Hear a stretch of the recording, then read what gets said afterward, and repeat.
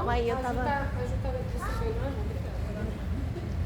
Amém, Jesus? Vamos começar então, para a gente não perder tempo, que as aulas de quarta tem que ser mais rápido, amém? Feche teus olhos, baixe sua cabeça. Pastor Jair, pode orar por nós, para a gente começar? Em alta voz. Jesus, Pai amado, obrigado, Senhor, por mais esse momento, Pai. Oh, Espírito Santo de Deus, está conosco em todo o tempo, Senhor. Que nesse momento, Senhor, que a sua palavra, Senhor, infinita, Senhor, venha nos nossos corações, Senhor.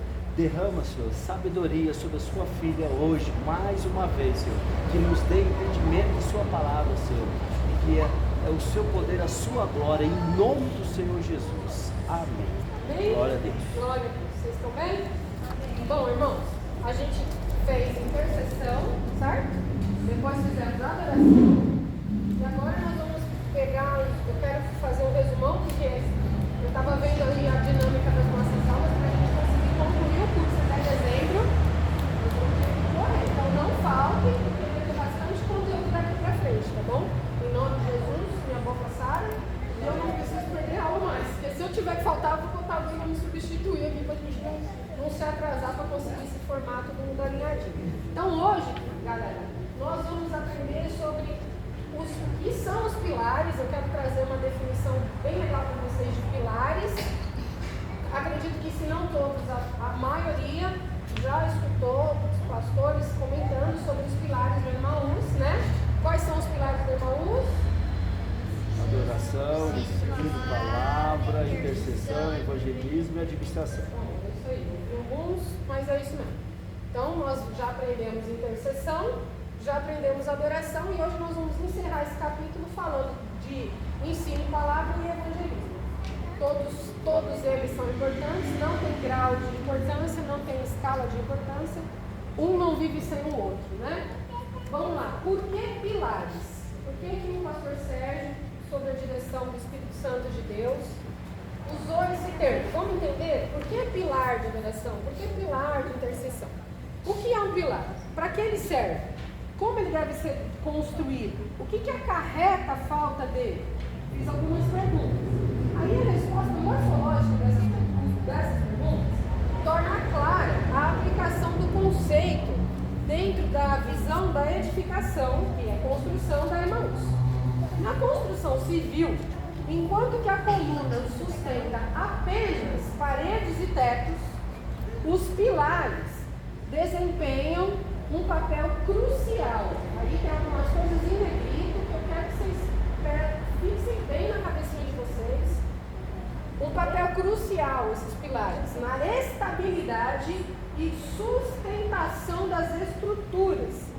Estes elementos verticais são fundamentais para garantir a segurança e a integridade de edifícios e outras construções.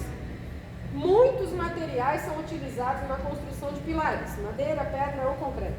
Porém, em muitos casos, eles também são estruturas de aço, especialmente quando se trata de projetos de grande porte. Nós estamos em um grande porte, amém ou amém? Amém. Estamos envolvidos em uma grande obra, amém ou amém? Amém. Glória a Deus. Então, nossos pilares serão de aço, em nome de Jesus. Amém. Isso acontece porque o aço, na construção civil, oferece tanto resistência quanto flexibilidade aos pilares. Os pilares são fundamentais para distribuir o peso da construção de uma maneira uniforme até o solo, assegurando que o edifício possa resistir às cargas, incluindo o seu próprio peso. Olha que incrível!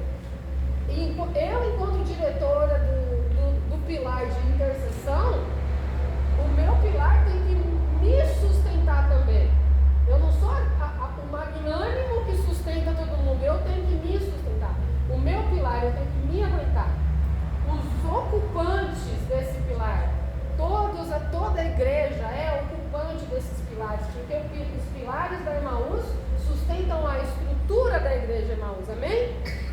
Estão comigo? Amém. Está dando para entender?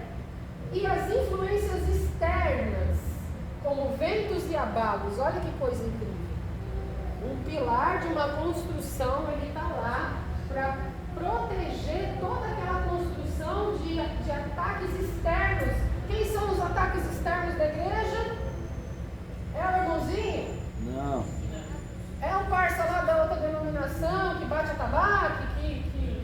mata pombinho, que põe sal grosso, ervinha, são eles? Quem são? Satanás e seus demônios, são os ataques externos, e eles causam ventos e abalos. Não é difícil então aplicar os mesmos conceitos aos pilares da igreja. Todos eles têm por objetivo magno zelar pela estabilidade e sustentação da estrutura de hierarquia da igreja, da eclesiástica. Então eu estou trazendo o conceito da definição de pilar numa construção civil para o conceito dentro da igreja. Então, o pilar da igreja zela pela estabilidade e sustentação da estrutura e da hierarquia da igreja. Garante a segurança e a integridade da pregação e da sã doutrina. Por que sã doutrina? Porque tem doutrina doente. Se tem sã doutrina, tem doente doutrina. Amém ou não amém? Então, cabe aos pastores, à diretoria de ensino de palavras, no caso da Emaús, zelar pela integridade da palavra à luz da Bíblia. Os pilares oferecem resistência aos ataques de lobos. Que lindo. Resistência aos ataques dos lobos e flexibilidade no tratamento com as ovelhas. Não é fofo? É isso que os pilares precisam fazer. Quem são os lobos? Não, mais uma vez, não é o irmãozinho. Os lobos são os demônios. Infelizmente, às vezes os ataques do demônio, o diabo usa pessoas.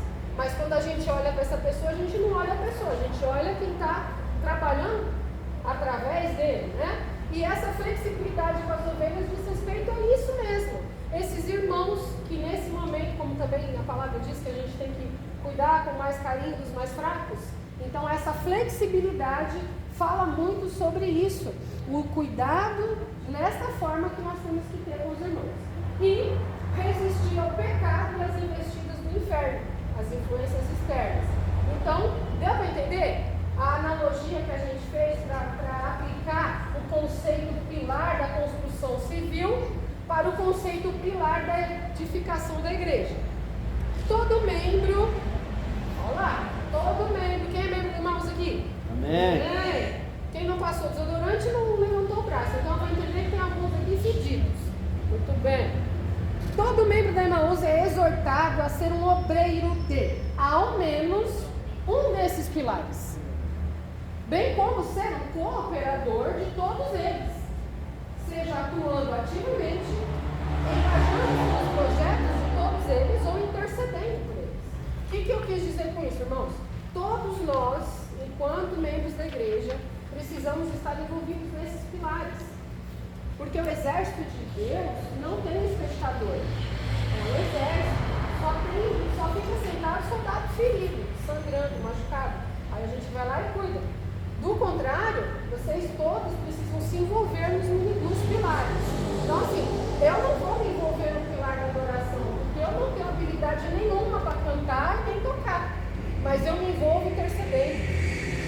Entenderam? Então, a minha vida, não meu ministério, a minha vida, Roberta, irmã Roberta, me envolvo no ministério de adoração, orando. Amém ou não amém? Então, eu não sou da intercessão. Irmão Gabriel, ele é irmão Gabriel. Ele não é do ministério de intercessão, mas ele pode orar por nós. Deu para vocês entenderem? Então, isso você pode aplicar em todos os pilares. Peraí, qual pilar eu sou? Eu faço parte do diaconato, sou líder do diaconato, então você faz parte do pilar de administração sobre a diretoria do pastor Sérgio e da pastora Márcia. Eu não sou do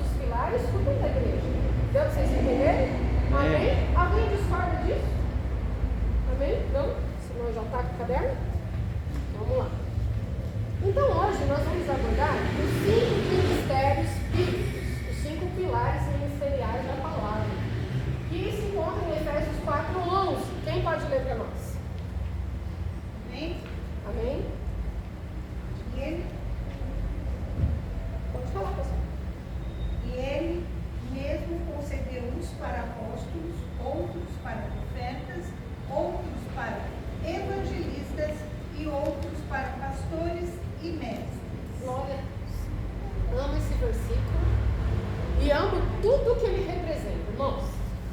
Ele é maravilhoso. Hoje nós vamos dar ênfase no pilar de ensino. E é mestre, né? Algumas traduções que vocês podem ver aí também tradutores, mas o sentido é o mesmo, né? E vou explicar para vocês algumas diferenças de professor e mestre. E vocês vão compreender, tenho certeza. Muito embora haja especificações bíblicas dos 5 ministérios e da atuação de cada um deles, há uma névoa de misticismo sobre alguns e a banalização de outros. Não se sabe muito bem, por exemplo, de onde tiraram esse endeusamento de profetas e apóstolos. Tem alguns lugares que eles viraram deuses, né? Endeusamento nesse sentido deles terem se tornado deuses. E muito menos, a gente não sabe baseado em quê, eles relegaram evangelistas e mestres à desimportância. Então, assim, importante mesmo é pastor, apóstolo e profeta. Evangelista é o suplente. Professor é professor, né? E na verdade, biblicamente falando, como a pastora leu para nós, os 5 ministérios, eles andam de mão dadas e eles têm o mesmo valor para Cristo, o mesmo valor de importância, com execuções diferentes, mas os 5 precisam fluir simultaneamente na igreja. Nós vamos ver isso. Então, criaram uma carreira de dons pautada no hedonismo e não no chamado. Hedonismo é uma filosofia, cultura, hein? Anota aí. Hedonismo é uma filosofia onde prevalece fazer a vontade própria da gente. Quero fazer o que eu gosto. Isso é hedonismo. Então, aí, não, graças a Deus aqui, louvado seja Deus por isso, mas a gente vê muito televisão, passei por alguns lugares, onde a gente vê que é muito comum a pessoa desejar alcançar o supremo patamar de apóstolo. Ela tem uma igrejinha do tamanho da garagem do meu Fusca, 10 cadeiras, mas ela se denomina apóstolo. Apóstolo, né? E ainda que não tenha sido verdadeiramente chamado para isso, acredita que estes lhe confiram status, prestígio e poder sobre as pessoas. Então, é por isso que eu chamo de hedonismo, porque a pessoa está mais preocupada em satisfazer o próprio ego, dando a si mesmo um cargo que, na verdade, nem sempre ela foi chamada. E nós vamos entender depois lá para baixo também por que, quando e como a gente pode identificar um apóstolo de fato, né? Essa nunca foi a vontade de Deus. Cada um deles, cada um dos 5 ministérios, tem igual importância. E é imprescindível entender o real significado do cargo e encargo de cada um deles à luz da Bíblia. Enquanto todos eles não forem verdadeiramente identificados e reconhecidos para fluírem sempre e simultaneamente, dificilmente a igreja cumprirá o seu papel integralmente. Ou seja, nós temos um papel para cumprir? Temos ou não temos? Sim. Deus, o Senhor deixou para nós dons. Deixou ou não deixou? Sim. Ele chamou só alguns? Ele chamou todos. Uns para isso e uns para aquilo. Mas ele chamou todos. Então, queridos, com isso eu estou olhando agora, em nome de Jesus, para profetas. Eu estou olhando para pastores. Eu estou olhando para evangelistas. E por que não? Eu estou olhando para apóstolos. Aleluia. Porque ele escolheu uns para isso e outros para aquilo. Mas ele escolheu todos. Ele chamou todos para o ministério. Está levantando a mão? Pode falar. Não. Depois eu já explico. Não chegou lá. Eu sabia dessa pergunta ia vir. Tinha certeza. Segura aí, eu vou responder. O irmão perguntou se os apóstolos não eram só até Cristo. Não, e eu vou te explicar. Tá bom? Bom, vamos lá. Então, na prática, o que cada um desses ministérios significa de fato? Não é interessante a gente se perguntar? Porque fica muito fácil. Irmãos, de verdade, eu não sei vocês, mas antes de eu me aprofundar mais na palavra, no estudo, eu nem vou falar ir para a faculdade, porque de verdade na faculdade, pelo menos até agora, eu não aprendi nada disso. Mas de aprofundar em livros e cursos livres, evangelista é o cara que fica fazendo conferência na rua. E pastor é o que prega. Era isso. Profeta é o que diz, eis que eu te digo que eu estou vendo. Era esse o meu entendimento. E esse é um entendimento raso. Porque sim, embora o evangelista faça panfletagem, embora sim o pastor pregue, e embora sim o profeta traga revelação, é muito mais abrangente, né? Encaixotar esses ministérios em simples rótulos limita muito a ação do Espírito Santo através desses caras, é ou não é verdade? Então vamos lá. Uma igreja não caminha sem um pastor.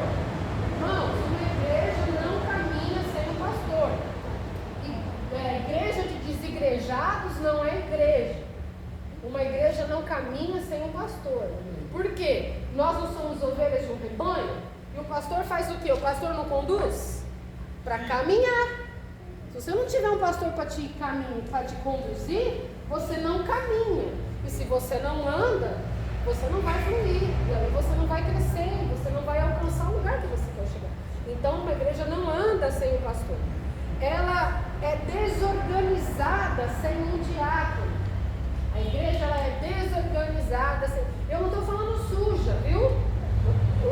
Pelo amor de Deus, em nome de Jesus, abram as mentes de vocês. Diácono não é só o cara que limpa a igreja. A organização de uma igreja nas mãos de um diácono vai muito além de pegar a sujeira do chão. Então, a organização física dessa igreja, ela não funciona de uma forma integral e saudável e correta sem um diácono. Foi eu que inventei isso? Não, está lá em Atos. Quando os apóstolos disseram, olha, nós precisamos levantar diáconos para nos ajudar a cuidar das ovelhas, a cuidar das pessoas, enquanto a gente se reserva a preparar a palavra. Amém ou não amém, irmãos? Está lá em Atos. Eu não tenho certeza se está no capítulo 1, mas está ali. Não, está ali não. Está no 6, mais ou menos, né? Terceiro, 9 e capítulo 7. Então, entre o 1 e o 7, vocês vão lá ler, não sei de cor agora. Estevão foi o primeiro diácono. E como é que Estevão morreu? Limpando o banheiro? Não, mas ele é diácono. Varrendo a igreja? Estava lá com a vassourinha e alguém foi lá e apedrejou ele? Não. Pegando água para o pastor? Também não, pastor. Não foi levar a garrafinha? Como é que ele morreu? Alguém sabe? Pregando. Mas ele não era pastor, nem apóstolo, nem profeta. Morreu pregando a palavra. Que pregação, hein? Diga-se de passagem. Então vocês percebam que a atuação desse cara vai muito além. Vamos desencaixotar esses ministérios em nome de Jesus, irmãos. Em nome de Jesus. É hora de desencaixotar todo mundo. Amém? Glória a Deus. Que mais? Uma igreja não caminha, não aprende sem um mestre, que é o pilar de ensino que vocês estão fazendo aqui agora. Amém. A igreja não caminha sem um mestre, não aprende. Porque se você não aprende, você também não sai do lugar. E ela não expande sem um apóstolo e um evangelista. Olha lá. O que é um apóstolo, irmãos? Quero dizer uma coisa para vocês e respondendo a pergunta do Wesley. Não sei se todos sabem. Vou resumir para a gente não se entender muito. Muito antes de Cristo chegar e levantar os 12 apóstolos dele, Roma tinha os apóstolos do imperador de Roma. Você sabia disso? Não? Então, a menina não sabia, né? Não vale. Você não conta, você é café com leite. Então, o que acontece? Roma, na época em que Cristo estava ali, ou um pouco antes dele nascer, e durante o período que ele nasceu, mas ele ainda nem tinha assumido o ministério dele, Roma era uma potência e ela queria dominar tudo ao redor dela. Então o que ela fazia? Ela enviava apóstolos de Roma. Esses apóstolos iam para aquela determinada região, cidade, país, na época chamava províncias. Eles iam para aquele lugar e lá eles estabeleciam a cultura do reino de Roma. Deu para vocês entenderem? Então, vou exemplificar. Vou dar um exemplo para vocês. O apóstolo de Roma ia para São Mateus E em São Mateus, eles tinham o hábito, vou dar exemplo, tá, gente? Só para ilustrar. Eles tinham o hábito de comer cachorro quente. Esse era o hábito deles. Mas Roma gostava de comer lasanha. O que os apóstolos faziam? Eles traziam a cultura da lasanha para São Mateus. Entendeu? Maravilha, né? Traziam a cultura da lasanha. E aí, eles preparavam aquele ambiente para implantar a cultura de Roma, para que quando o imperador romano, a comitiva dele, que não era comitiva, como que era o séquito dele, se locomovesse para aquele lugar onde ele já tinha se apropriado, aquele lugar tivesse a cara de Roma, era uma Rominha. Deu para entender? Então, apóstolos já existiam antes de Cristo, amém? Deu para entender? Daqui a pouco eu vou falar sobre os apóstolos depois. Então, o que acontece? A igreja não expande. Expandir é crescer. A igreja não expande sem apóstolos e sem os evangelistas. Daqui a pouco nós vamos aprender a diferença entre eles. Todos esses são ministros, precisam atuar em harmonia, comunhão e igualdade constante na igreja. Por quê? Porque onde há união, o Senhor ordena bênção. Então, onde tem desunião, o que acontece? Ruínas. Desbênção. Gostei da palavra.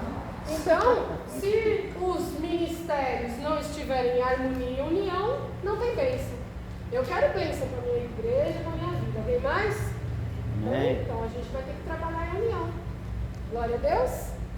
Pilar de ensino e palavra. Hebreus 5:12. Pois, embora a essa altura já devessem ser mestres, precisam de alguém que ensine a vocês novamente os princípios elementares da palavra de Deus. Estão precisando de leite e não de alimento sólido. Gente, o que esse versículo quer dizer? O apóstolo Paulo está dizendo: vocês estão há tanto tempo na igreja, vocês já são crentes há tanto tempo, vocês tinham que estar lá dando aula. Mas, no entanto, a gente ainda tem que ensinar vocês os princípios elementares. O que são princípios elementares? Dá um exemplo de princípio elementar aí, pastor Jair. Princípio elementar? Da palavra. Você chegar numa situação onde que é necessário você orar na sua casa. Pronto, olha essa coisa maravilhosa. Princípio elementar, gente. Orar em casa. Eu precisaria ensinar alguém que tem 10 anos de igreja que ele tem que orar em casa? Não só na igreja. Esse é um princípio elementar. Aí a lista é enorme. A gente poderia, não pode fumar, não pode beber, não pode um monte de coisa. Tem que fazer isso, tem que fazer aquilo. Princípios elementares da fé que você abraçou há anos. E, no entanto, não obedece. Muito conteúdo tem nas Sagradas Escrituras que deixam explicitamente claro a importância do aprendizado, do adquirir conhecimento.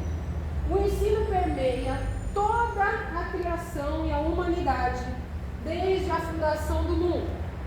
Ou seja, tem ensino desde que Deus começou a construir o mundo, começou a criar todas as coisas. Ele já começou com o ensino. Deus ensinou Adão a cuidar do jardim da família. Ensinou ou não ensinou? Se você voltar lá para Gênesis, começar a ler, você vai ver que Deus está falando: Adão faz assim, Adão faz assado, Adão faz frito, cozido, cru, Adão faz isso com os animaizinhos, Adão faz aquilo. Então, já tinha ensino ali. Tinha ou não tinha? Era Deus ensinando. Deus ensinou uma estratégia para Moisés. Foi ou não foi? Deus falou: vai lá e faz assim, assim, assim. Isso é um ensino ou não é? É um ensino. Ensinou uma engenharia para Noé. Noé não era engenheiro. Mas Deus foi lá e ensinou a engenharia para Noé. Noé, mandou bem. Eu mal e consigo construir um barquinho de papel. Olha o que o cara fez. Ensinou. Ensinou uma estratégia para Samuel. E aqui eu coloquei entre parênteses, não mentiras. Por que não mentiras, irmãos?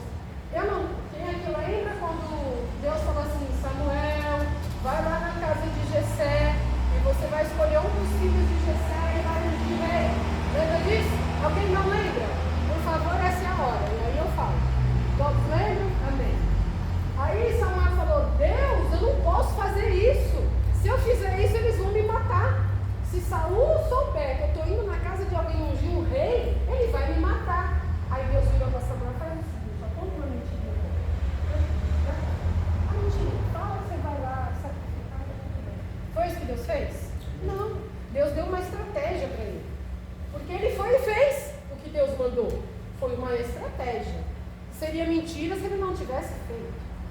falou assim, faz assim, você vai lá e vai sacrificar.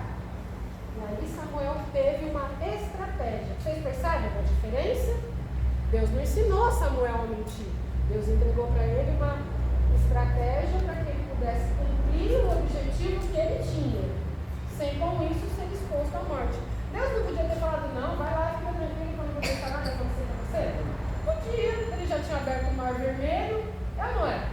Mas Deus quis ensinar, eu e você, de que muitas vezes o Senhor nos dá estratégia de atuação para que a gente possa solucionar problemas, resolução de problemas. Nem sempre o Senhor vai nos livrar do problema, mas sempre Ele vai dar uma estratégia para a gente resolver eles. Amém? Glória a Deus. O poder do ensino. Esse chá está muito bom, obrigada. Perceba que todo conceito de ensino é pautado nas Sagradas Escrituras. Gente, olha isso. Google, tá? Qualquer um confirma que está dito aqui. O significado da palavra escritura. Eu até pus em vermelho, que até eu fiquei surpreendida com isso, Deus é lindo. Escritura é um registro sistemático e metódico. Sistemático significa que ele segue um sistema, ele segue um padrão para ser classificado, não é bagunçado. Ou seja, para ela ser uma escritura, ela tem que cumprir alguns pré-requisitos. Então, é um registro sistemático, metódico, ou seja, bem detalhado, tem muitos detalhes, as informações são bem precisas, é metódico. De todos os fatos ocorridos em uma organização. Para quê? Com o fim de que se fixem, olha isso, permanentemente e possam fornecer dados que se tornem necessários para qualquer verificação a respeito deles. Gente, isso é maravilhoso. Isso aqui é dicionário da língua portuguesa numa definição do que é uma escritura de casa. Uma casa. Não tem escritura? Você vai fazer negociação de casa? O que mais tem escritura, Mateus, além de casa? Tem? Alguma coisa além de imóveis tem escritura? Não, né? Então, a escritura é para fixar permanentemente e possa fornecer dados que se tornem necessários. O que a Bíblia é, gente? O que a Bíblia é, se não um conjunto de informações que se fixem permanentemente? É uma escritura. Olha só, aprenda. Esse não é o futuro da igreja, é o presente. É isso, é uma escritura. Uma escritura. Ele não ficou machucado. Não! Gente, eu estava parada diante do nosso Senhor Jesus Cristo, amém.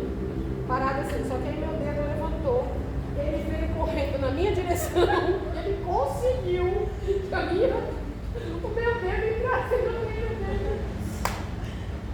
Tadinho, Jesus, eu fiquei com isso na cabeça. Amém. Bom, vocês entenderam o que é uma escritura? Vocês viram por que a Bíblia é uma escritura? Ela é metódica, é ou não é? Ela é sistemática, é ou não é? E é para que se fixe na nossa cabeça todos os detalhes, amém ou amém? Amém. Para que a gente depois possa consultar no futuro, a gente não está fazendo isso agora? Ela é uma escritura. Só que no caso da Bíblia, ela é sagrada. O que é sagrado, pastora? Que não se pode infringir, inviolável, que não pode se deixar de cumprir. Essa é a escritura sagrada. Então, irmãos, é com muito zelo, muito temor que nós viemos aqui dar aula, pregar, ensinar, fazer teatro, louvor, tudo que nós temos de ensino e palavra e adoração que nós vamos entregar para vocês tem que ser pautado nessa escritura, porque é muito sério isso, né? Então a gente faz isso com muito carinho, com muito amor e muito temor, para que vocês tenham um alimento verdadeiro, não contaminado e envenenado pelo homem, amém? Ou seja, a responsabilidade de um professor, o líder, tem líder de escolinha aqui? Tem professora de escolinha aqui? Não, você é professora da escolinha? Dos bebezinhos, então vamos lá, Nicole. A Nicole ela é professora dos bebezinhos da escola, ela é professora. A sua responsabilidade como professora, também nós podemos colocar grupo de discipulado, que é dos jovens, né?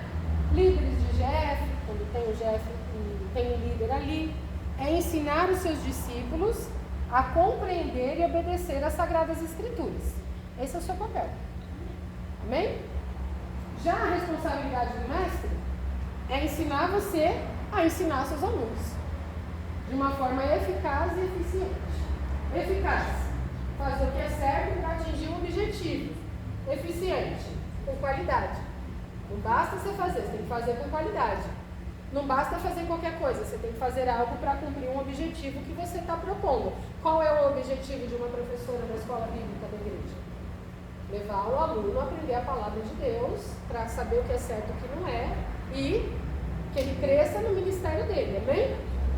Então, por que o ministério lá que a gente deu, de Efésios 4:11, fala sobre mestres e não professor? Ou algumas traduções falam até doutor, né? Que eu acho que é meio, né, pesado. Por quê? Como que eu posso ser um doutor se eu não fiz doutorado? Nos dias de hoje tem esse questionamento. Então, por que o ministério fala e mestre e não e professor? Tem uma explicação e nós vamos entender agora. Vamos usar o exemplo das universidades. Quem aqui faz faculdade ou já fez? Levanta a patinha. Então tá bom. A maioria de vocês fizeram presencial? Presencial, né? Na nossa época não tinha EAD, né? Agora já está todo mundo em casa. Então o que acontece? Mas só que alguns critérios da faculdade não mudaram, tá? Alguns não, a maioria, né? Os critérios para contratação de mestres são o mesmo. Vamos dar um exemplo. Alguém que deseja ser engenheiro, está ali de boa branca, faz uma faculdade de engenharia, amém? Mas se alguém quiser dar aulas para formar, se alguém quiser dar aulas de engenharia para formar engenheiros, ele precisa fazer mestrado. Porque assim, eu vou dar aula para o professor que vai dar aula. Deu para vocês entenderem? Deu para entender? Vou repetir de novo, acho que o confuso está para mim. Se eu quero fazer engenharia, eu vou me matricular na faculdade e vou sentar para fazer o curso e ser engenheiro. O professor vai entrar lá, ele vai me formar engenheiro e eu vou embora engenheiro. Só que o meu professor, para ele me dar aula, me formar engenheiro, ele tem que ter feito um curso de mestrado. Ele vai ser um mestre. Ele vai dar aula para me ensinar a ser professor. Deu para vocês entenderem? O mestre ensina o professor a ser professor. Deu para vocês entenderem? Ficou claro? Bem? Vou umas caras assim. Gente, é para falar se não está claro, por favor. Não vai embora com o pacote. Não leva bagagem para casa. Deixa tudo aqui, tá bom? Ou seja, o professor forma os profissionais. O engenheiro ele é um profissional. Amém? O mestre forma os professores que formarão os profissionais. Ao mestre cabe então ter conhecimento não apenas do conteúdo técnico e específico que ele seleciona, mas principalmente dominar a arte de ensinar a ensinar. Eu vou ensinar a ensinar. E isso é uma arte, isso leva tempo e é vivência. Essa máxima se aplica aos mestres da palavra, irmãos. Esse conceito se aplica a nós. Nós, enquanto pastores, mestres, que damos aulas para vocês aqui, embora possa parecer pomposo, nós estamos ensinando vocês a serem professores. Vocês entendem isso? A importância vai muito além de conhecer a Bíblia, irmãos. Porque a Bíblia até o diabo conhece. É mais que eu, certamente. Entende? Então nós vamos ensinar vocês a serem professores, para que vocês ensinem pessoas. O nosso objetivo é formar professores. Nosso objetivo é que amanhã vocês estejam dando aula aqui, mas que hoje vocês estejam dando aula lá fora. Que vocês estejam ensinando lá fora. Porque você vai ser uma professora dos seus filhos, você vai ser professor da sua esposa, você vai ser professor dos seus amigos, você nem sempre vai ter um giz na mão, um banquinho com um chá, mas a palavra na sua boca é para você ensinar em nome de Jesus. Amém? Amém? Um bom mestre, para formar um líder de excelência, deve penetrar nos detalhes desse aluno, na dificuldade dele. Esse mestre identifica êxitos e habilidades. corrige hábitos equivocados, preenche lacunas e desenvolve métodos. Entende? E vai muito além de falar, irmãos, sobre o plano da salvação, está lá em João 3,16. Isso é dar aula. Isso você vai ensinar para o seu aluno. Você vai ensinar para o seu líder, para o seu liderado do grupo jovem.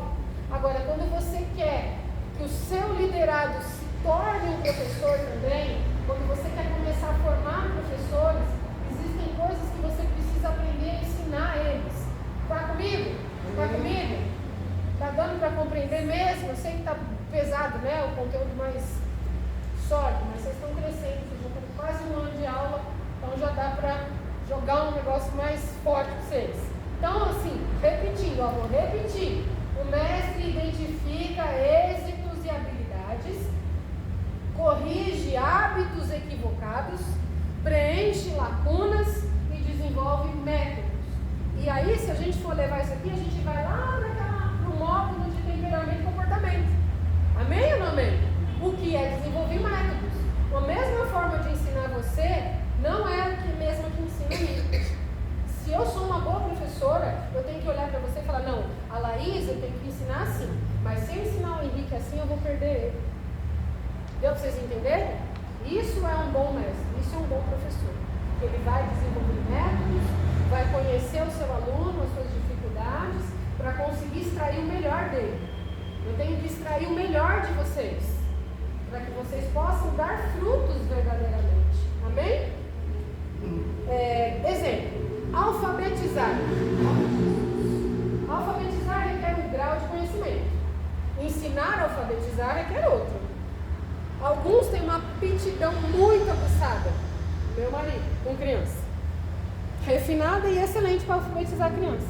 Outros têm o dom para ensinar esse professor, além da técnica como fazer isso. Eu tirei uma foto do livro, ficou muito ruim, muito ruim. Eu vou mandar de novo para vocês. Eu não vi, não peguei na mão. O livro chama Casa de Glória. E aí eu coloco uma observação: somente assim poderemos edificar a igreja como uma casa de glória. Recomendo muito esse livro para vocês. O autor é Jeremiah Johnson. Uma bênção, ganhei. Abençoou muito meu ministério. Eu tenho uma pessoa fixa que me presenteia com livros na minha vida. Né, Ale? Vamos lá. O mestre segundo a Bíblia. Estou ensinando vocês pilar de ensino de palavra. Lembra? Que a gente estava aprendendo sobre o significado dos pilares e aí entramos no pilar de ensino, para vocês entenderem o que vocês estão fazendo aqui. Hoje, aqui, nesse momento, agora, quarta-feira, 20 e 30, acho que já foi 21, vocês estão participando do pilar de ensino. Não há na palavra algum lugar onde se aconselhe a não querer ser profeta, nem pastor, nem evangelista, nem apóstolo. Não tem. Mas o apóstolo Paulo diz: meus irmãos, muitos de vós não sejam mestres, sabendo que receberão mais duro juízo. Legal, né? Entenderam? A Bíblia não fala, não queira ser pastor, não. Não deseja ser a profeta, não, Nicole. É melhor você não querer ser apóstolo, não, Mateus. Não, a Bíblia não fala isso, ao contrário. A Bíblia fala que quem almeja episcopado, excelente jovem almeja. Mas o apóstolo Paulo dá um alerta: não sejam todos vocês mestres, porque aqueles que são mestres receberá, ele fala receberemos, né? Que ele se inclui nisso, mais duro juízo. Por que nós vamos receber mais duro juízo? Porque a responsabilidade que eu tenho comigo de não pisar na bola é uma. Não posso pecar. É minha responsabilidade, meu couro. Agora, a responsabilidade que eu tenho para te ensinar é muito maior. Vamos ver? Mateus 18,6. Mas, se alguém induzir a pecar um destes pequeninos que creem em mim, seria melhor que ele amarrasse uma pedra de moinho no pescoço e se afogasse nas profundezas do mar. Meu Deus. Pesado, né? Fica pior. Vamos lá. Mateus 29 a 38. Eu fiz um resumo, tá, irmãos? Que era muita coisa, mas se os irmãos forem lá, vocês vão ver.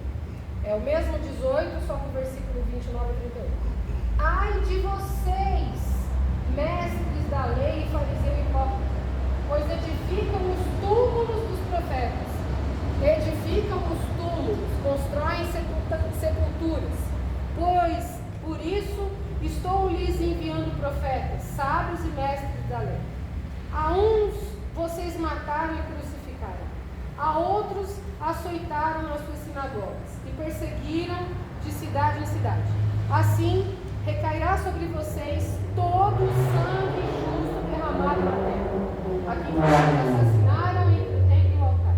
Jerusalém, Jerusalém, você que mata os profetas e apedreja os que lhes são enviados.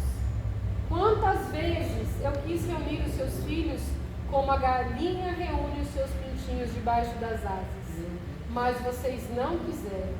Eis que a casa de vocês ficará deserta. Pesado, nervoso. Então, o que eu quis dizer aqui é o sangue do justo. Então, se eu ensinar alguma coisa errada, os pastores, todos esses que têm o ministério da palavra para pregar e ensinar para você, não precisa ser aqui, pode ser lá no corredor. Eu posso falar alguma coisa para você lá na porta e eu vou ser culpada pelo teu sangue. Não o sangue lá na hora, mas algo que possa mudar seu coração. Gente, isso é muito pesado. Mudar seu coração, te desanimar, te entristecer e te abater a ponto de você ir embora e desviar. Eu vou ser cobrado. Todos nós vamos ser cobrados. Então, nós temos uma responsabilidade muito grande porque nós vamos receber duro juízo, como o apóstolo Paulo ensinou. Amém? Eu estou com medo, não quero mais ser mestre. É isso? Não, irmão, não é isso. Pela graça somos salvos, isso não vem de nós, para que nenhum de nós se glorie. Amém? Então, um versículo lindo que nós vamos ler depois no encerramento, que fala muito sobre isso, né? Não sou eu, não é a minha habilidade, não é a minha capacidade, não é a capacidade de nenhum dos pastores, nenhum dos pregadores da casa. É o Espírito Santo de Deus. É o Espírito Santo de Deus. Então, se você deseja ser um desses ministérios, se você deseja não, né? Você tem que saber qual é o seu, você tem que ter um. É o Espírito Santo que vai te governar. E aí você pode fazer com excelência o seu trabalho. Amém? Vejamos o que a Bíblia diz sobre os demais ministérios. A importância de cada ministério. Primeiro precisa ficar muito claro que todos foram chamados para pregar e evangelizar. Assim como alguns têm mais destreza para adorar através da música, como a gente aprendeu nas aulas de adoração, alguns não têm dom nem aptidão de pregar em púlpito. Outros não têm desenvoltura para abordar estando na rua. Eu sou essa pessoa, tenho muita vergonha de abordar. Eu faço, mas eu gosto não, eu morro de vergonha de abordar. Você me bota num altar para pregar para 10 mil pessoas, eu não tenho vergonha. Mas quando vai que eu vou falar com o irmãozinho? Eu pareço uma criança, eu tenho muita vergonha, muita dificuldade. Então, isso é habilidade. Não está errado e certo, não tem certo e errado. O que seria errado? Se eu na rua, o Espírito me compelia a falar com alguém e não falar. Se o Espírito me compelia a abordar alguém, eu não fazer isso. Aí está errado. Entende? Assim como está errado também se o Espírito te compelia a levar a palavra para algum lugar e você não levar por timidez. Então, essa timidez ela tem que ser corrigida, tá bom? Então, saibam, porém, que todos devem evangelizar. Todos devem pregar para a sua família, sua parentela, seus amigos, vizinhos, colegas de trabalho. O profeta, Ezequiel 37 diz: profetizei conforme a ordem recebida, e o Espírito entrou neles. Eles receberam vida e se puseram em pé. Era um exército enorme. Tessalonicenses 5, 20, 21. Não trate com desprezo as profecias, mas ponham à prova todas as coisas e retenham o que é bom. Um profeta tem poder de Deus, através da sua boca, de ressuscitar mortos até em nossos secos. E o apóstolo Paulo, eu coloquei Paulo aqui, né? Vocês viram? Perdão, Jesus. O apóstolo Paulo faz um alerta à igreja, para que, embora sim, devamos avaliar cautelosamente os profetas, para que não nos deixemos enganar por medos fraudulentos, Não podemos desprezar a profecia liberada por um verdadeiro profeta. Como que eu vou identificar isso? Como eu tenho falado sistematicamente desde as primeiras aulas. Dom do discernimento. Dom de discernimento. Dom de discernimento. Irmãos, o dom do discernimento é maravilhoso. Te evita cair um monte de cilada, fazer um monte de besteira, falar o que é certo está errado, o que está errado está certo. Esse é o dom do discernimento. Então, o que o apóstolo Paulo fala? Não trate com desprezo a profecia. Palavras proféticas na sua vida. Você não pode sair recusando tudo e nem aceitando tudo. O que ele fala? Avalie tudo. E tem o que é bom. Como é que eu vou saber o que é bom, pastor? Meu Deus! Discernimento do Espírito. Você ora hoje, para que amanhã, quando você receber uma palavra, você tenha discernimento. Irmãos, eu já passei por situações de receber palavra, né? Ele já até torce a cara que eu falo, meu Deus.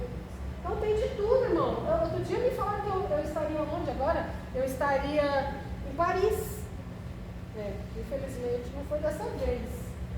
Não, você vai para Paris, né? Tá tendo jogos lá em Paris, tá? Que jogos é? Vai ter. Vai ter? Que jogo? Jogo Olímpico. Então, disse que eu ia entrar em Paris, em Jogos Olímpicos, pregando lá. Recebi a palavra, falei, amém, Jesus. Se for você, eu vou, né? Não foi, não deu certo. Mas então, enfim, a gente tem que tomar cuidado. Agora, já pensou se eu pego aquilo, boto na minha cabeça, faço daquilo ali um objetivo de vida e vou tirar passaporte, gasto que não tenho? Não é assim que funciona. Então, discernimento. Acredito que a pessoa não fez por mal, tenho certeza, plena convicção que não foi por mal. Conheço a pessoa, a índole dela, não foi por mal, mas foi movida por uma emoção para me abençoar. Entenderam? Então tem 3 tipos de profecias que você tem que tomar cuidado. A profecia do diabo mesmo, daquela pessoa que é boca do diabo para te acabar com a tua vida. Tem um irmão que te ama, está cheio de boa intenção, mas não está falando da parte de Deus, e tem de Deus. E aí, meu querido, é só você e Deus mesmo, para conseguir discernir isso, com sabedoria. Amém? Vamos lá. Evangelista. Deuteronômio 6, 6 e 7. Fala sobre elas. Elas é a palavra de Deus, tá? Fala sobre elas quando estiver sentado em casa, quando estiver a andar pelo caminho, quando se deitar e quando se levantar. Nós nos aprofundaremos mais tarde sobre o evangelismo. Mas você está vendo aqui que já lá em Deuteronômio, lá no Antigo Testamento, há uma ordem de evangelizar. Fala sobre a palavra andando no caminho. Fala sobre a palavra sentado e deitado na sua cama, andando o tempo todo. Isso é evangelismo, amém? Pastor, Jeremias 3,15. E dar-vos-ei pastores segundo o meu coração. Aqui Jeremias falando da parte de Deus, Deus falando: vos darei pastores segundo o meu coração, os quais vos apacentarão com conhecimento e com inteligência. Então quem dá pastor para a igreja? Quem não? Quem? Deus. Você é filho da pastor. Quem dá pastor para a igreja é Deus. Então, é o Senhor nosso Deus que deu o pastor Sérgio para a irmã Uza e a pastora Márcia. Amém? Inclusive o pastor Ronaldo, o pastor Jair, a pastora Família. É Deus quem dá os pastores para a igreja. Porque quando não é Deus que dá, não funciona. A gente vê muito disso daí, né? Auto-unção, né? Auto-unção. Então é isso. Hebreus 13, 7. Que fofo. Lembrai-vos dos vossos pastores, que vos falam a palavra de Deus, a fé dos quais imitem a fé dos seus pastores, atentando para a sua maneira de viver. Olha que pesado. Hebreus 13, 7. Atentar é olhar, é prestar atenção, é observar. Observa a maneira de viver dos seus pastores e os imite. Quero que em nome de Jesus eu tenha uma vida para você observar e imitar. Amém? Amém, igreja? E se não tiver, é um problema. Então, ó a nossa responsabilidade. Vocês entendem? A nossa responsabilidade é como nós andamos para que vocês, obedecendo a palavra, olhem para nós e nos imitem. E vocês se preparem, porque serão pastores e também terão que passar na mesa. Entendeu? Então eu tenho que andar direito desde já, que amanhã quando eu chegar lá, as pessoas vão poder olhar para mim e me imitar. Será que eu posso virar para alguém e falar assim, sede meus imitadores como eu sou imitador de Cristo? Como o apóstolo Paulo falou, é uma grande responsabilidade, né? E Hebreus 13, 17 diz assim, ó, obedecei aos vossos pastores e sujeitai-vos a eles, porque velam por vossas almas, como aqueles que hão de dar conta delas, para que o façam com alegria e não gemendo, porque isso não é útil para vocês. Velar e não dormir, irmãos. Então, nosso pastor aqui várias vezes fala que passa a madrugada acordado orando. Acredito que todos os pastores da casa fazem isso, e não só os pastores, acredito que Simone é uma grande mulher de oração também, e a Marcela e Ana, que são o ministério de intercessão principalmente. Quero crer em nome de Jesus que vocês velem pela minha alma também, amém? Então, a palavra diz, ó, obedeçam aos seus pastores que velam pela alma de vocês, para que eles façam isso com alegria, para que eles façam isso com alegria, e não gemendo, porque isso não vai ser útil para nós. Não é útil você ver o bravo, tá? Não me deixe bravo, não. Amém? Não me deixe bravo. Bom, Deus levantou pastores para conduzir as ovelhas. O que é apacentar? Conduzir, vigiar, nutrir, alimentar, sustentar, ensinar, doutrinar, deleitar e entreter. Está lá no dicionário. Essa é a definição, né, da língua portuguesa para a palavra apacentar. Então, nós, enquanto pastores, temos a obrigação de conduzir essas ovelhas, alimentá-las, sustentá-las. Ah, então, pastora, me dá, está aqui meu Pix, pode fazer o depósito, você vai me sustentar. Não é essa sustentação, tá, irmãos? É sustentar na palavra, te ensinar a ter fé para ficar de pé. Claro que sim, muitas vezes a igreja ajuda muitos irmãos financeiramente no serviço, né? Mas esse sustento vai muito além do peixe, né? O bom pastor, ele não só dá o peixe, ele ensina a ovelha a pescar. Então, é essa a obrigação de um pastor. Os pastores humanos da igreja são homens pecadores. Jesus é o bom pastor, mas os pastores foram dados por Deus para cuidar da igreja, assim como Jesus fez com Pedro. Ele continua fazendo até hoje, né? Jesus fez com Pedro. Ele falou, Pedro, tu me amas? Apacenta minhas ovelhas. Pedro, tu me ama? Cuida das minhas ovelhas. Pedro, tu me ama? 3 vezes. Então, Pedro, na dúvida, foi ungido 3 vezes pastor, né? Na dúvida, na falta de um, foi 3. Então, ele continua fazendo isso. Continua vendo pastores. Apóstolo. Marcos 16, 14 e 15.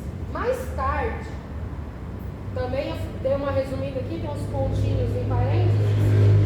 Irmãos, por favor, chegando em casa, abram a Bíblia e leiam na íntegra, senão ia ficar um texto muito grande. Mais tarde, Jesus apareceu aos 11. 11 o quê? 11 o quê? 11 amigos? 11 apóstolos, amém? Ele lhes disse, vão pelo mundo todo e preguem o Evangelho para todas as pessoas. Ele falou para os 11, ele estava com os 11, Judas já tinha apontado, então ele estava com os 11, e ele fala para esses 11, vão por todas as nações, por todo o mundo e preguem o Evangelho. Os apóstolos. Mateus 28, 16. Partiram os 11 discípulos. Que 11? Os apóstolos. Jesus, aproximando-se, disse-lhes, ide, pois, e fazeis discípulos de todas as nações, batizando-os em nome do Pai, do Filho e do Espírito Santo, instruindo-os a observar todas as coisas que vos tenho mandado. Enquanto um evangelista tem uma atuação mais local de anunciar as boas novas, um apóstolo é o que a gente pode chamar de um missionário. Inclusive, existem algumas denominações que existe o cargo eclesiástico missionário, né? E esse missionário é aquele que se dedica a pregar o evangelho para a conversão de povos, especialmente povos pagãos. Lembra que eu falei no comecinho? Roma enviava os apóstolos para algumas regiões para implantar a cultura. Um apóstolo cristão faz isso. Ele vai para uma região e ali ele fica por um período implantando a cultura do reino, implantando a cultura de Deus. Diferente do evangelista que vai pelo caminho pregando a palavra e volta pelo caminho pregando a palavra. O apóstolo ele se locomove, se estabelece por um período e ali ele fica.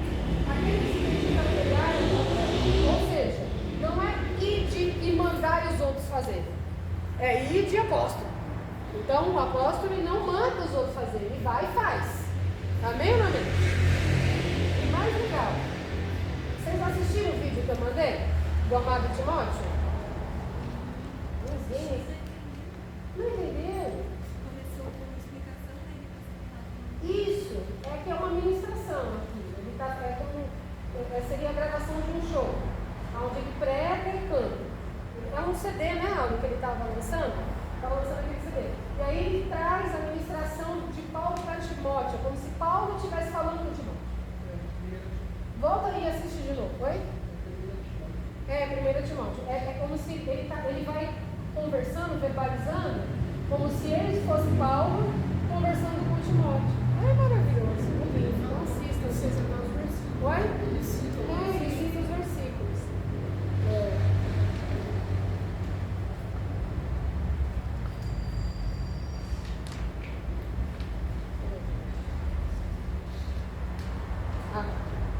Nenhuma pessoa, seja qual for o ministério que está exercendo, não pode ficar sentada dando ordens e observando o obreiro trabalhar. O próprio Jesus andava pelas cidades, pregando, cuidando, visitando e restaurando a vida dos outros. Os seus apóstolos fizeram o mesmo. A convergência dos pilares. Convergência, todo mundo se junta, se encontra, né? Romanos 8, 6 a 8. Temos diferentes dons de acordo com a graça que nos foi dada. Se alguém tem o dom de profetizar, use de acordo com sua fé. Se o dom de servir, sirva. Se é ensinar, ensine. Se é encorajar, que assim faça. Se é contribuir, que contribua generosamente. Se é exercer liderança, que exerça com dedicação. Se é mostrar misericórdia, que faça com alegria. Entenda bem, o que o apóstolo Paulo está dizendo aqui? Se é para contribuir, que contribua generosamente. Algumas pessoas têm o dom de contribuir, têm condições de fazer isso, e essas que façam generosamente. Se é para exercer liderança, que exerça com dedicação. Aí lembra que eu falei lá no começo? Nós não podemos ter uma prática de uma filosofia hedonista, não é a nossa vontade, porque às vezes a gente quer muito fazer uma coisa na igreja, mas não é o dom que Deus deu, e aí a gente não consegue fazer com excelência. E esse é um grande problema da igreja contemporânea, o ego humano. Então assim, se é para você ser líder, é esse o seu dom? Porque está aqui, a gente está falando de dons, ó. Temos diferentes dons. Se é exercer liderança, que exerça com dedicação. Então, os nossos dons precisam ser exercidos com excelência. Se é mostrar misericórdia, faça isso com alegria, porque não adianta nada eu mostrar misericórdia e ficar lamentando e reclamando, murmurando pelos cantos. Eu tenho que ser misericordioso com alegria. Ou seja, reiterando o que já foi dito lá atrás, dons e ministérios devem, como um só corpo, trabalhar junto em prol do reino. Vocês já imaginaram uma greve do estômago, indigestão, afetaria todos os órgãos em pouco tempo? Já pensou se o coração decidisse ficar de mal do rim? Já pensaram? E se as veias boicotassem o coração e não circulasse mais o sangue que ele bombeia? Colapso, né, gente? É um colapso. O corpo entra em colapso. Então, trazendo para a nossa realidade, os ministérios não podem ter atrito. Os pilares têm que estar em harmonia, que a gente falou lá atrás. Porque senão uma hora colapsa. E a hora que colapsar, morre. O corpo morre. A Bíblia não fala que nós somos corpo, assim bem ajustado? Cantar é fácil, difícil é viver isso, né? Mas é isso que nós temos que fazer que está na Bíblia. Ou seja, não, você já foi. Oi? Esse texto, início, Romanos 8, 6 a 12. Romanos 12? 12, 6 a 12. O quê?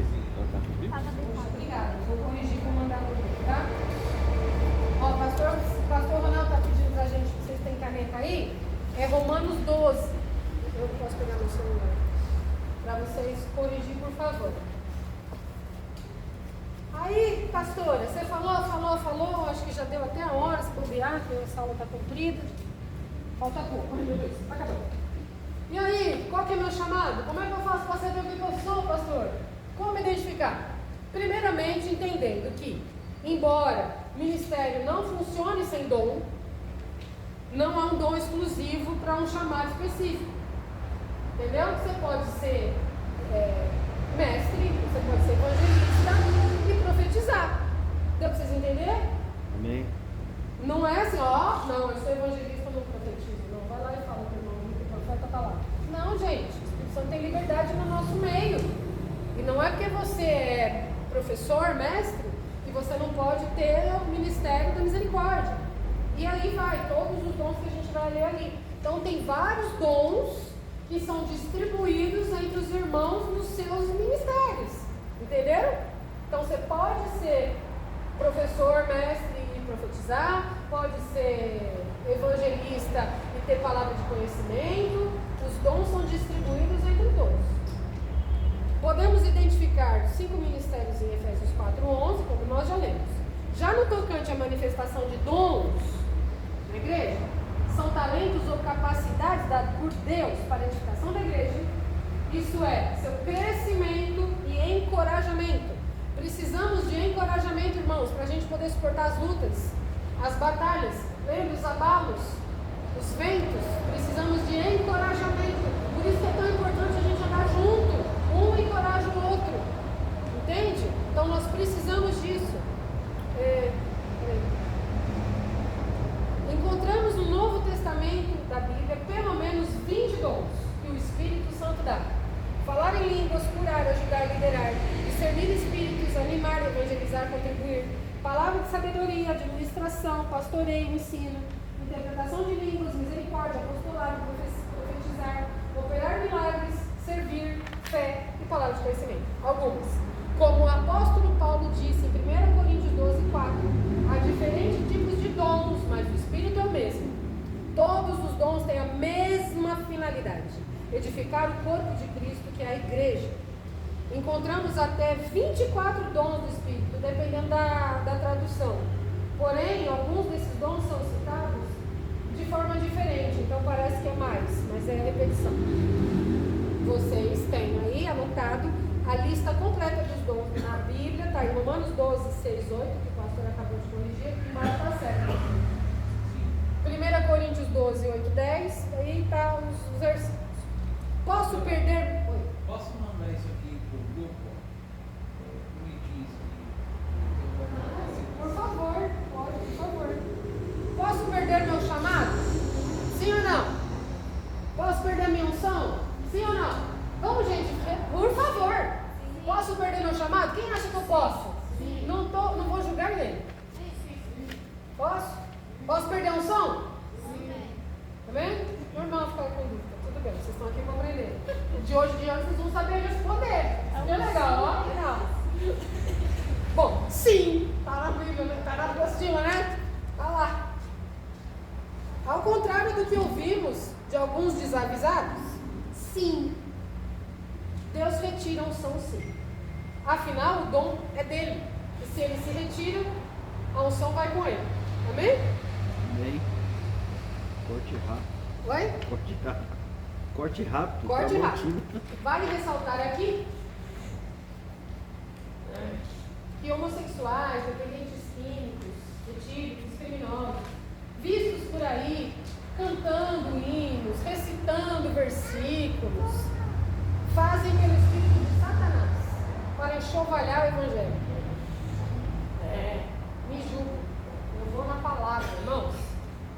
Eu vou na palavra. Vamos na palavra?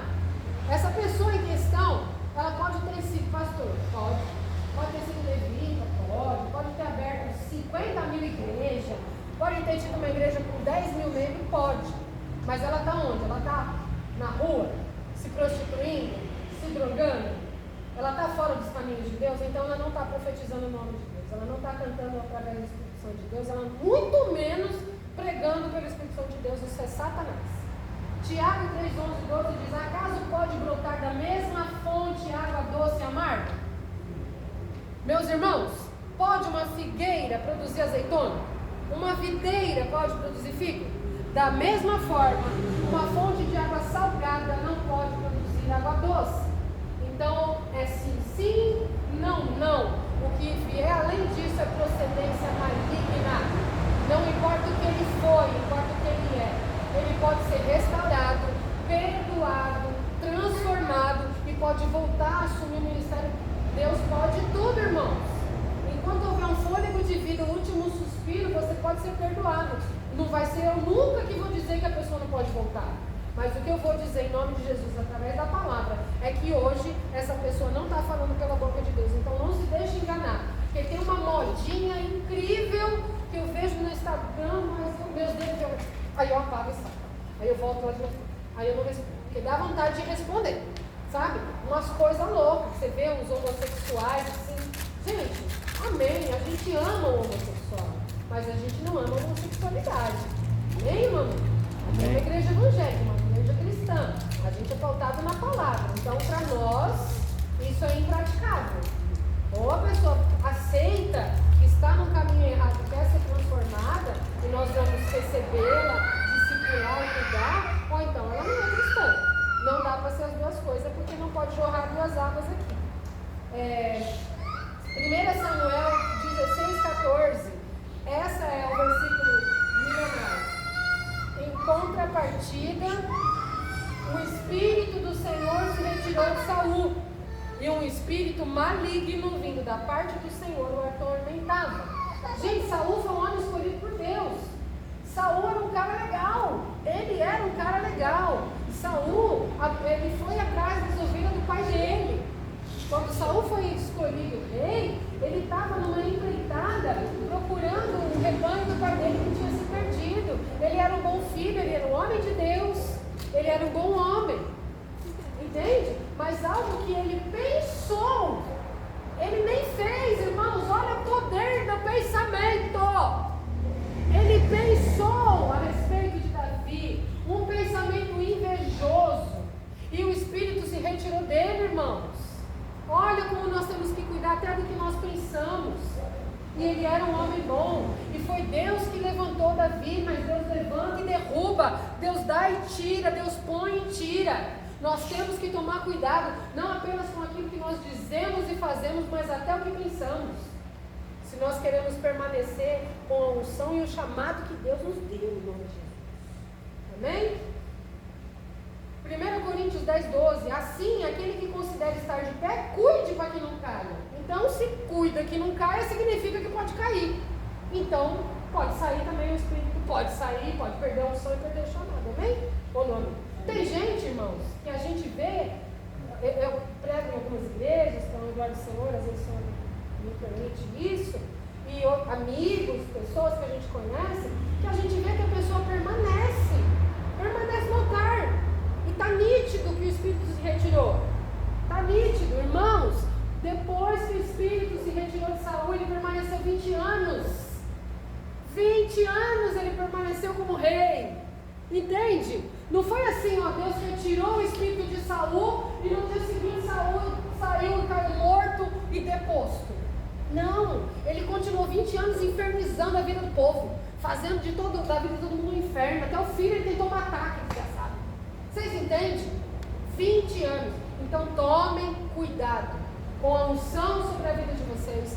Tomem cuidado do chamado de vocês, para que vocês não percam, porque aquele que está em pé pode bater no pé. 1 Timóteo 4,10. O Espírito diz claramente. 4.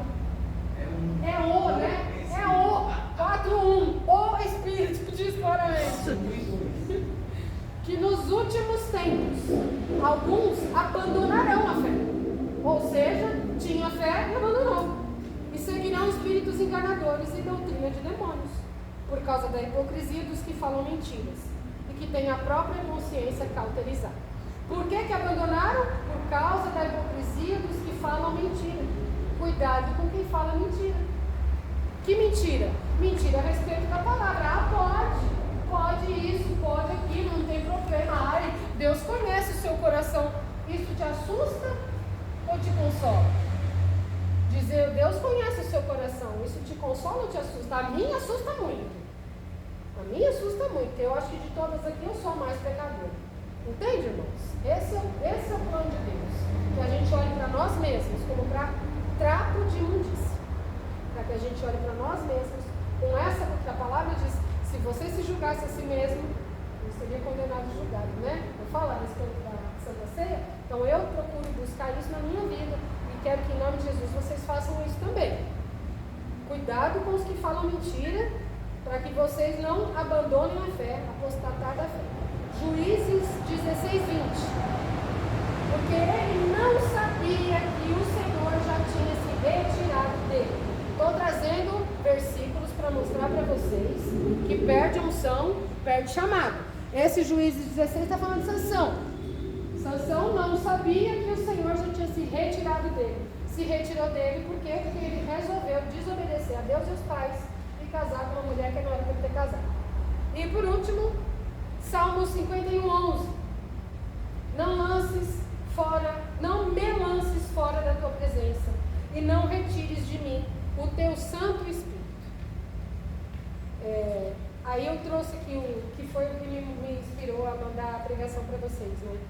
Diante de tudo isso, irmãos, a respeito de perder o seu chamado, amados Timóteos, meus amados Timóteos, muitos parecerão ser seguidores da nossa religião, terão aparência de piedade, mas são religiosos apenas na aparência. Com as suas ações negarão o verdadeiro poder. É as nossas ações que mostram que nós cremos realmente no poder da nossa fé. Fiquem longe dessa gente. Alguns deles entram nas casas e conseguem dominar mulheres fracas, que estão cheias de pecado, que são levadas por todo tipo de desejo. São mulheres que estão sempre tentando aprender, mas nunca chegam a conhecer a verdade. Quanto a você, amado Timóteo, continue firme nas verdades que aprendeu e em que creu de todo o coração. Você sabe quem foram os seus mestres na fé cristã. E desde menino você conhece as Escrituras Sagradas, as quais lhe podem dar sabedoria, que leva à salvação por meio da fé.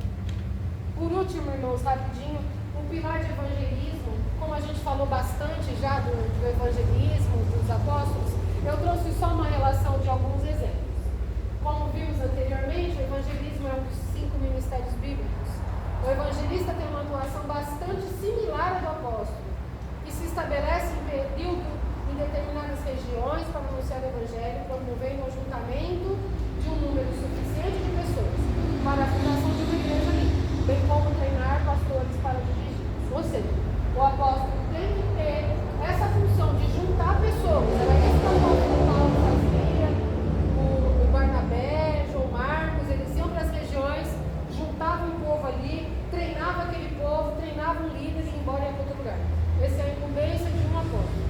A principal incumbência do evangelismo na igreja é criar, implantar e se envolver em projetos e estratégias para a pregação do evangelho através dos grupos missionários, homens, mulheres, jovens, teens, crianças, grupos familiares, ação social, evangelismos de rua, como por exemplo, impactos de rua, que são diversos tipos de evangelismo, panfletagem inclusive, cultos temáticos, festas diversas, workshops, palestras, cursos, oficinas, teatros, bazar, teatro de rua, né? Diferente da adoração. Visitas programadas nas casas de recuperação, abrigos, hospitais, visitas nas zonas de drogas e prostituição, casas dos irmãos, distribuição de comida na rua. Por que esses projetos fazem parte do pilar de evangelismo? Porque toda ação que motive a igreja a convidar pessoas para o culto, que chame a atenção do bairro para a igreja, que promova movimento nas ruas adjacentes, bem como aumente engajamento nas mídias sociais, é um veículo de evangelismo. Deu para entender? Então, assim, o pilar de evangelismo, na verdade, ele está ali em toda a galera. Todo mundo, todos os pilares vão usar e abusar do pastor Jair, que hoje é o líder do pilar de evangelismo.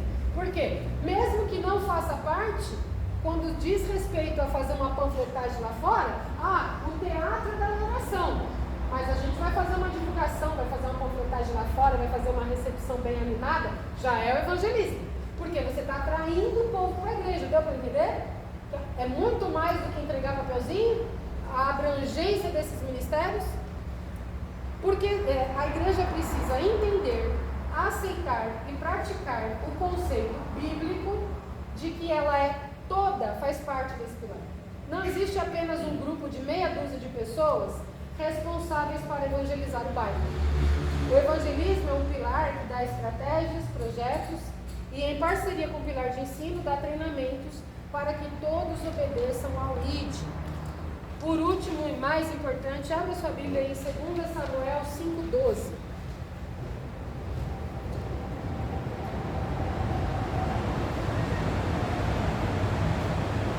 Amém? Quem pode ler para nós? Berrando.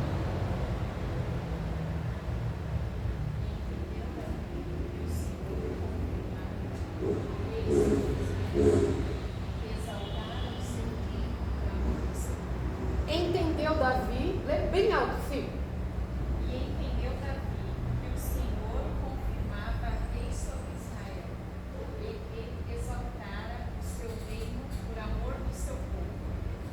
Entendeu Davi que Deus estabeleceu o rei. Por quê? Porque ele era legal? Por amor do povo. Olha isso. Deus estabeleceu os pastores por amor de vocês. Deus estabeleceu uma professora aqui do Instituto para a honra e glória do Senhor, não é por causa minha, é por amor de vocês. Davi, o maior adorador da palavra, ele reconhece, entendeu Davi, que o reinado dele só estava bom por amor, porque Deus estabeleceu ele por amor do povo. Deu para vocês entenderem, gente?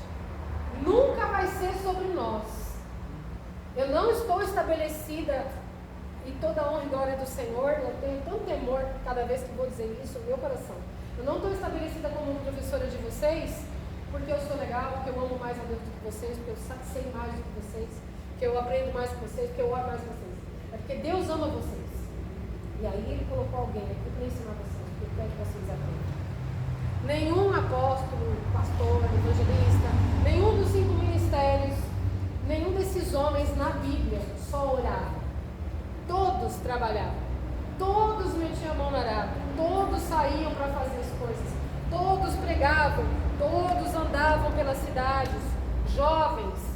Jeremias tinha quantos anos? Jeremias era um menino, todos eles. O único sacerdote que resolveu botar uma cadeira para ficar sentado dando ordem morreu na cadeira, que é o apóstolo Eli. Então Deus me livre. Eu quero uma cadeira bem longe de mim. Então, que vocês aprendam isso em nome de Jesus. Levem isso como uma marca no coração de vocês. Porque a nossa reação fala muito mais do que a nossa ação. Então, que vocês tenham que a reação de vocês à aula, ao conteúdo que vocês aprendam, vai falar muito mais de vocês. Amém, Jesus? Glória a Deus. Vamos aplaudir o Senhor pela palavra dele.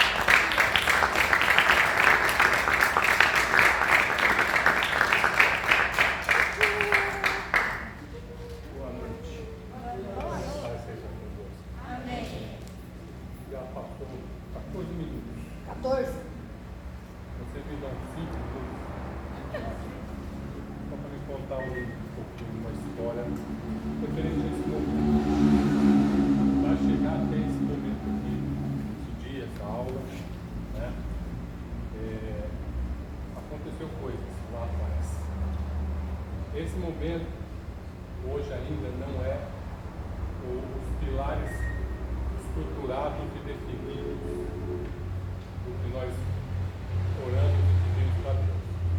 Nós ainda estamos como se fôssemos assim, fizemos uma planta, desenhamos uma planta de uma construção e hoje nós estamos colocando o alicerce, colocando a base. Né? O nosso entendimento é que para nós construirmos e deixarmos tudo bem feitinho, bem arrumadinho, bem construído, ainda tem um tempo para acontecer. O ano passado, 2023, quando virou o ano, um dos pedidos meus, a gente faz todo na virada de ano, a gente faz aqueles pedidos de 12 meses, né? Cada mês um pedido. E o meu pedido, um desses pedidos era que Deus precisava nos mostrar a que viemos. Por que a igreja Emaús nasceu? Para que nasceu? Porque até então nós estávamos fazendo culto. Nós vivíamos numa igreja de fazer culto. Fazer uma festinha aqui, uma festinha ali, um eventozinho aqui, um eventozinho ali. E nós nem sabíamos quem era. E por que Deus nos chamou? E eu já meio cansado desse tipo de condução de igreja, conversei com Deus, coloquei diante de Deus, dentre várias coisas, esse pedido, que Deus nos desse um ministério, um chamado, né? E Deus então começou a colocar no nosso coração algumas coisas. Então, em abril, Deus definiu para nós o que nós tínhamos que fazer, e nós começamos a fazer isso de forma primária, né? De forma bem sem condição. Aquela questão, né? A pastora estava falando aqui das pessoas que são mestres, né? A condição de mestre.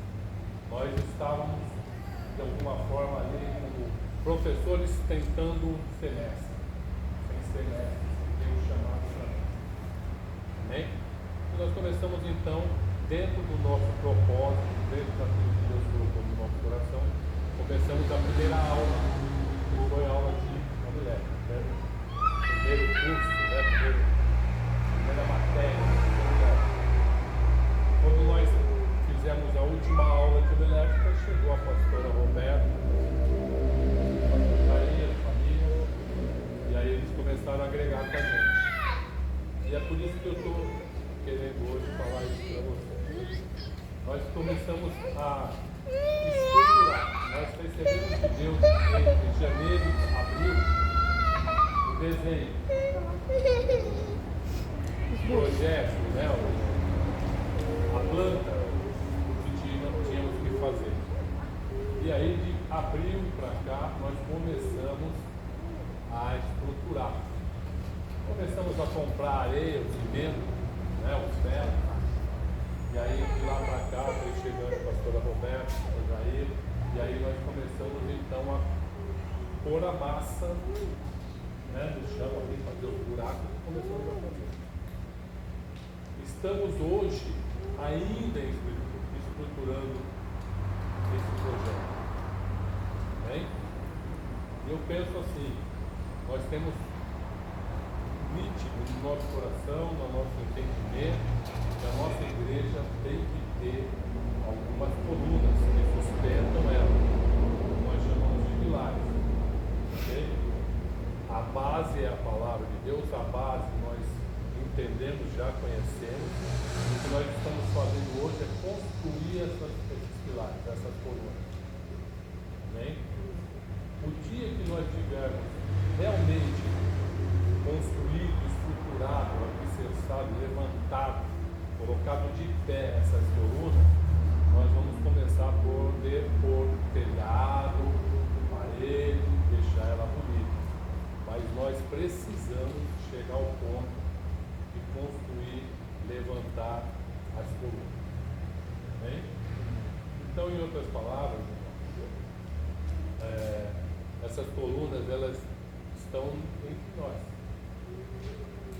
Bem?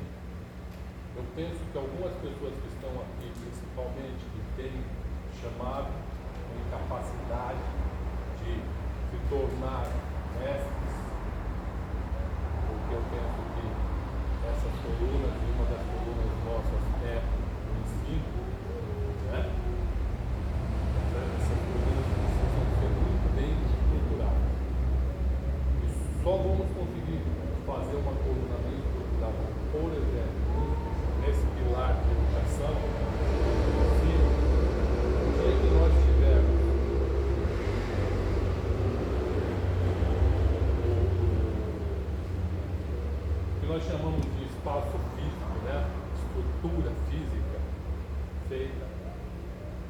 momento que nós tivermos matérias bem feitas, né? Estilas bem feitas, e pessoas bem treinadas, estruturadas, tanto no conhecimento da palavra, como também no conhecimento daquilo que Deus quer para a nossa igreja. Bem? Então é um conjunto de todas essas coisas juntas. Então, por exemplo, eu vejo aqui que Deus enviou o pastor Ronaldo, Miriam, a pastora Rita, principalmente essas pessoas, porque eu percebo que elas, e pelo que eu conheço da Miriam e do Ronaldo, gostam de serem pastores, de professores, gostam de dar aula, certo? Eu nunca vi se fazer isso, mas eu penso que pelo jeito dela agir, do jeito que ela falava, que nós já conversamos dela lá em casa, certo? Então, eu penso que principalmente essas pessoas precisam se firmar mesmo nessa direção, nessa visão, certo? Não basta só ter um conhecimento de outras igrejas que você já passou. Não basta você ter conhecimento só da Bíblia. Você tem que ter conhecimento do que essa igreja tem que chamar. E essa igreja tem que ser. Bem? Então é importante que se entenda todas essas matérias que a gente está vendo. Entender muito bem. Para poder passar muito bem ela. Porque, não sei se vocês sabem, eu venho dessa forma. A forma de nós vermos igreja, idealizarmos igreja, é um pouquinho diferente do que nós já vivemos. Nós temos umas maniazinhas que ninguém tem, temos um jeito de ser que ninguém tem, porque nós temos alguns pensamentos que a palavra de Deus ordena para nós e que muitas vezes a gente mesmo deixa de fazer, deixa de ser, porque são coisas mínimas, coisas que parece que não são relevantes, são meio irrelevantes no nosso meio, né? Então, citando, por exemplo, o momento que a gente fica lá fora depois, né? São pontos que nossa igreja é diferente das outras. E a gente tem bastante coisa que somos diferentes. Então não adianta você vir com bagagem, né? Eu tenho bagagem da quadrangular. Pastor da quadrangular. Também um pouco da quadrangular, né? O Ronaldo da quadrangular. Mas por que ele saiu da quadrangular? Porque para nós não estava servindo lá. Está vendo? Então, aprendemos coisas. Tem coisa boa, mas tem coisa que já não serve aqui. Como sei que tem coisa ali que não serve aqui? Quando eu conhecer o que é aqui. Né? Nossa, aqui anda como que tem assim. Eu preciso disso. Aí o dia que nós fizermos isso, juntarmos tudo e tivermos uma estrutura toda montada, que a gente possa passar para as pessoas e as pessoas entendam, né? O que estamos fazendo, o que estamos falando, né? O que estamos querendo ser, comecem a entrar também nessa mesma direção, e aí a gente vai estar podendo dizer, agora nós já temos os pilares estruturados. Quando a gente estiver bem direcionado com a forma de nós evangelizarmos, esse pilar estiver firmado, quando nós entendemos o que é o louvor e a adoração na nossa igreja, eu penso que um dia a matéria de louvor e adoração, para ser bem dada, tem que ser por quem conhece essa área por inteiro. A Bíblia diz, por exemplo, quando a gente cantar, tocar, a gente tem que fazer o quê? Fazer bem feito, né? Eu não posso ficar dando aula de louvor e adoração porque eu nem sei tocar. Agora, uma pessoa que sabe tocar, sabe ler partitura, tem mais autoridade para dar esse tipo de aula do que eu, não é verdade? Não é verdade? Então eu acho que a pessoa mais adequada é essas pessoas que cantam, que são do ministério, para poder passar para nós aquilo que é mais completo. Amém? Então nós precisamos entender essas coisinhas na nossa igreja, no nosso ministério, porque nós precisamos ter alicerces, né? Colunas bem firmadas. Amém? Eu vou deixar isso para vocês, para que vocês, quando sentarem aqui para ouvir, entendam essa direção, aonde a gente tem que chegar. Amém? Quando você vai fazer uma viagem, você faz um projeto, faz umas malas, eu vou para um lugar que é frio, eu não posso ir de camiseta regata, então senta, faz um projeto, põe umas meias, põe uns cachecol, né? Por quê? Porque você quer chegar lá bem organizado para não passar um pouco lá na frente. É o que a gente pensa da igreja, é o que a gente quer da igreja. Amém? Então tem vários assuntos, por exemplo, que a gente tem por entendimento, por visão, por conceito, que a gente precisa entender e se alinhar. Enquanto nós não fizermos isso, nós não vamos conseguir construir pilares firmes, fortes, que possam sustentar o nosso chamado. Amém? Então, nós somos uma igreja nova que tem um chamado novo. Nós até um ano atrás não sabíamos para que nós servíamos. Amém? Depois de um ano para cá nós começamos a receber de Deus isso, começamos a estruturar, certo? E agora nós estamos ainda na base, mas certamente se algo, outros gostam de ensinar, ser professor, né? Esses precisam já começar a ir por esses caminhos, entendeu? Eu conheço muito lá a Batista, fui da Batista, não sei quantos anos, né? Batista tem coisa boa, tudo, mas nem tudo lá serve para cá. Então queria deixar isso para vocês entenderem também, porque estamos fazendo